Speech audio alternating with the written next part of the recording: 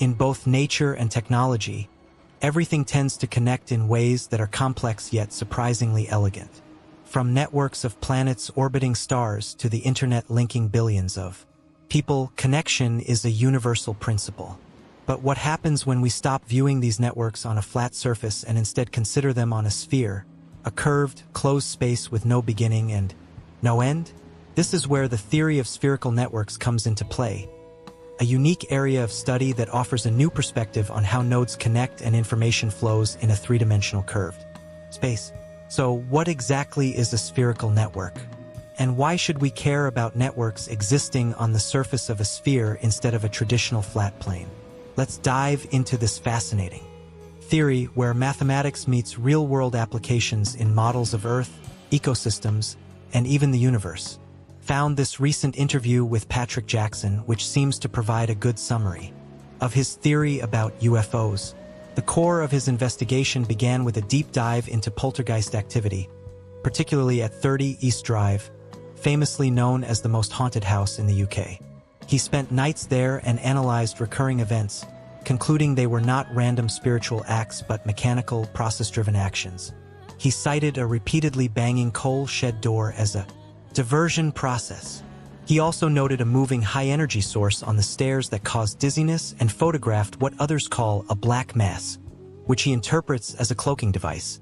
His eureka moment was identifying the source of these phenomena, a small, baseball-sized silver sphere, which he calls a Type 3 sphere.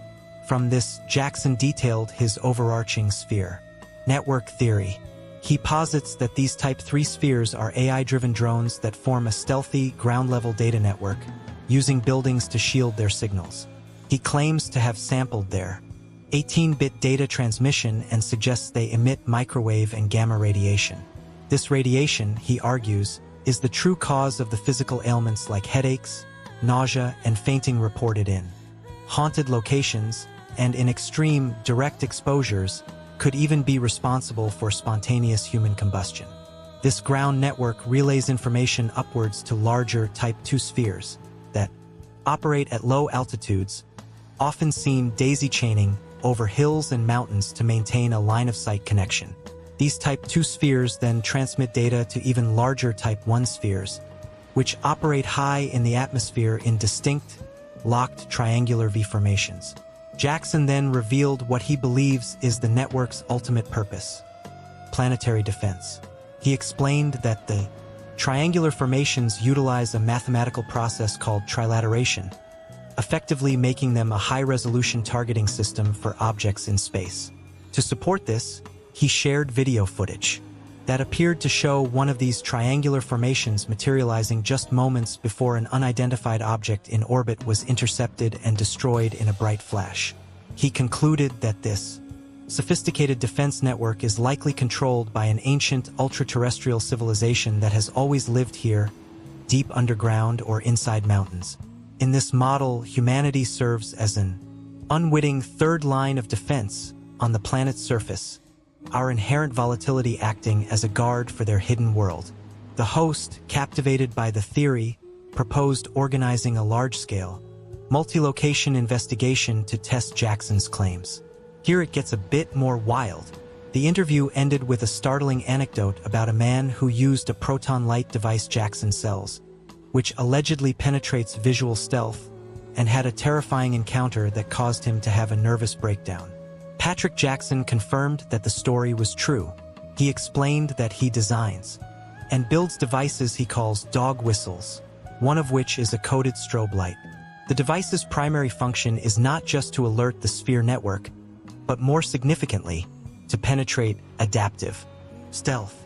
Jackson stated that if an entity is using some form of visual cloaking technology, the specific frequency and pattern of the strobe light can burn through it, making the otherwise invisible being visible to the naked eye. He then elaborated on the specific incident mentioned in the email. The man involved was an engineer, described by Jackson as a bright guy, who had been experiencing unexplained paranormal phenomena in his house. Intrigued, he purchased one of Jackson's strobe units. The man switched the device on in his lounge and briefly left the room to go to the kitchen. When he returned to his lounge, he was confronted with a terrifying sight.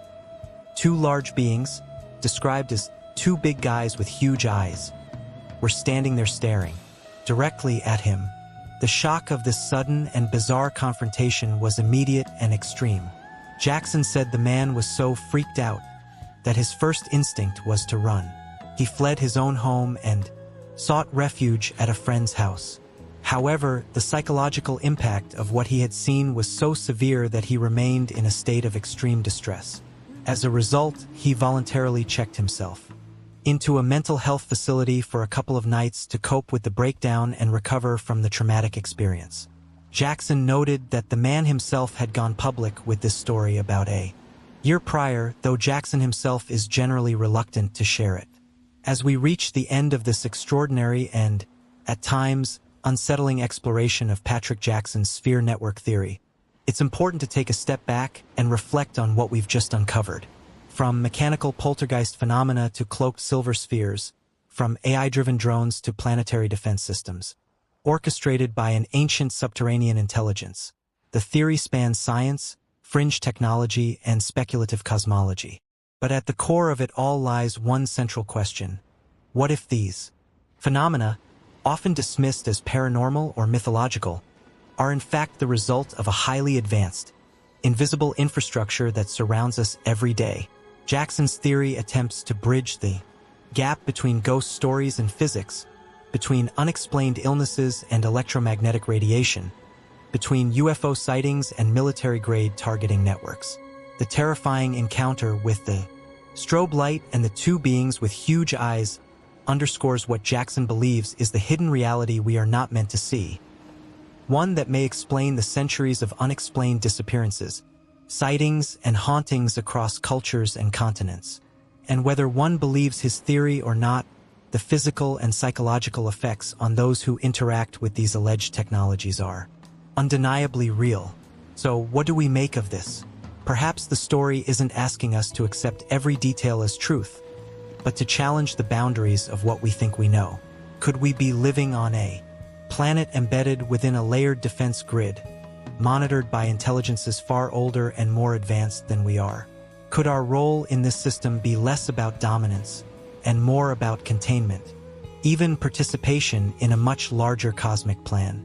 In the end, the sphere network theory leaves us with more questions than answers, but perhaps that's the point.